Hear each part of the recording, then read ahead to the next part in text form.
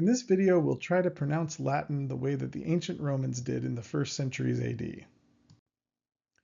In classical conversations, we use the Henle Latin curriculum and this Henle Latin grammar book. If you have a copy of it, you can follow along with the pronunciation guide on page 241.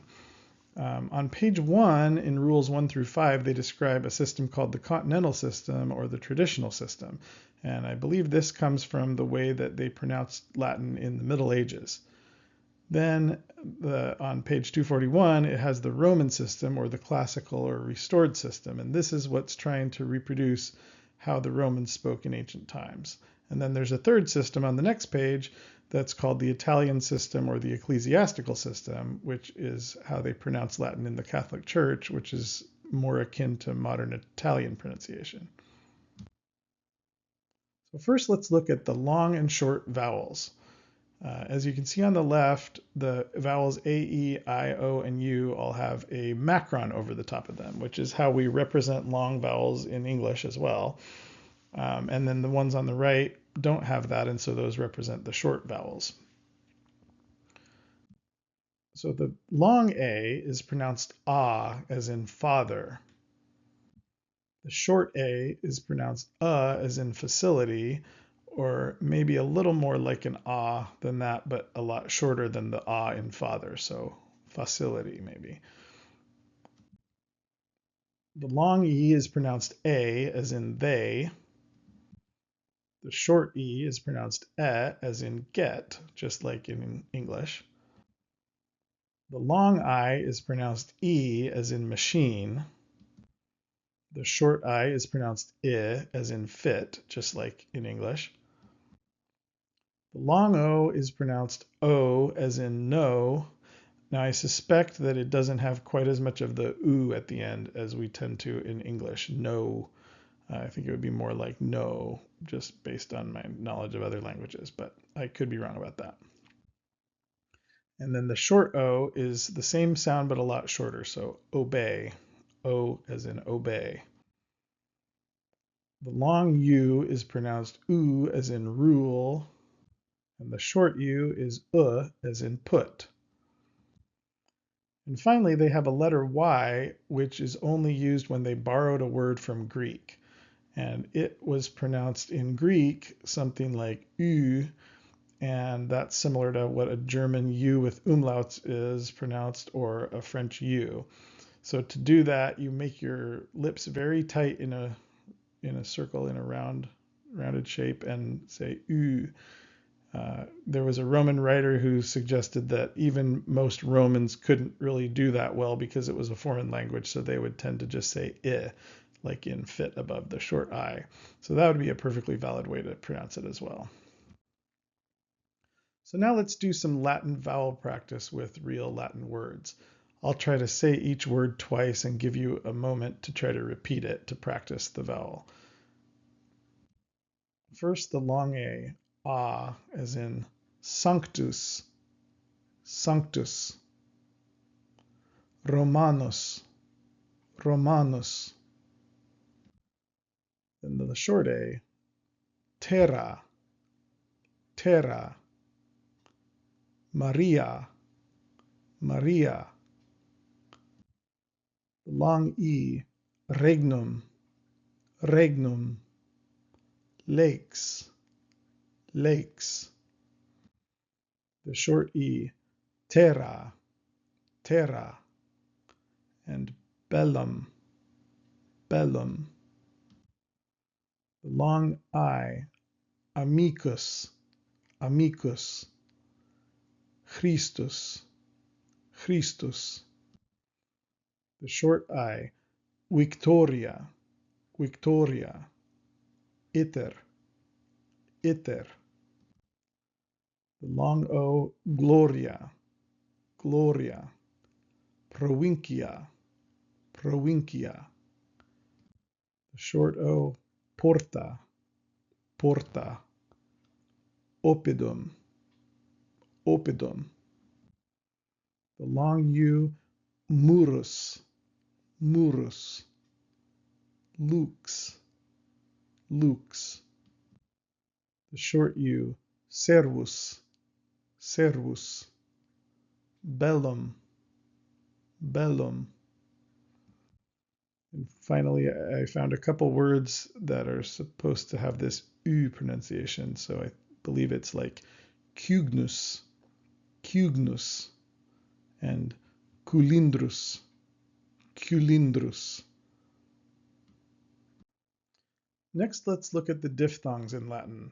So if you've forgotten what this means, it's where you have two vowel sounds that are pronounced so quickly together that they sound like one sound. So in English, we have the examples like oi as in boy or I as in tie. So the first combination, AE, is pronounced like I in aisle. So in a Latin example, caelum. Caelum means sky or heaven. The next one is EI. This is pronounced like A as in feign. Then OE is pronounced like oi in foil. EU is pronounced like U in do. So I'm from Oregon and I grew up pronouncing this just like the word do, do, but I think they're talking about more of like a northeastern pronunciation where they have do, do, you.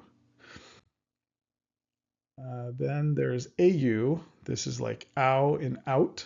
So an example is the word nauta, nauta, which means sailor. And finally, UI is pronounced like we. So portui or qui. Okay, finally, let's look at the consonants in Latin. So if they're not listed, they're supposed to be pronounced just like English. The first one that's interesting is the letter C. It says always as in cat. So why does it say that? Because in English we have a hard C like cat and we have a soft C like receive. So they never do that in Latin. It's always a hard k in this Roman pronunciation.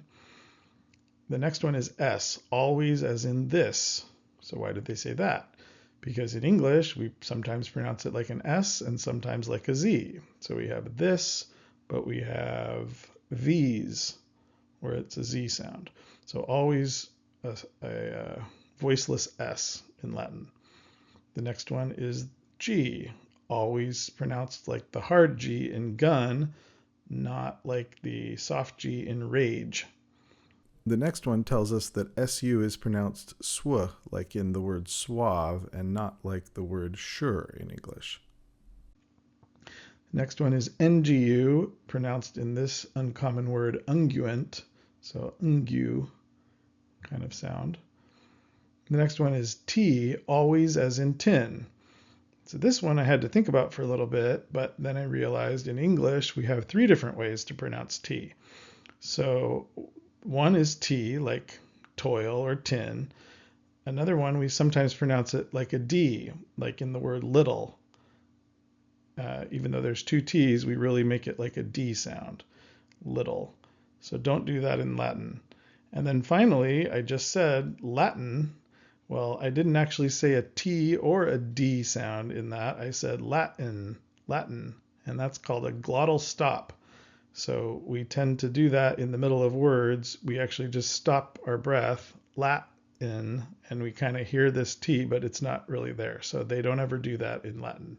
Always say T. So to pronounce Latin correctly, I guess you should say Latin. The next one is QU, which is pronounced qu, like in quit, and not like in unique or mosque. And then X is always as in extra. So why do they say that? Because sometimes we pronounce it like a gz sound, as in executive. So don't do that in Latin. It's always x sound like extra. Okay, the next one, R, always as in three, three. And I think here they're trying to get at a word which makes the R sound very, very short.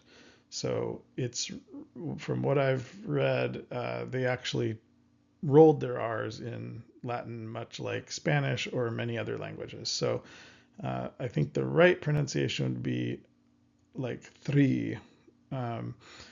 So a lot of people think they can't do that.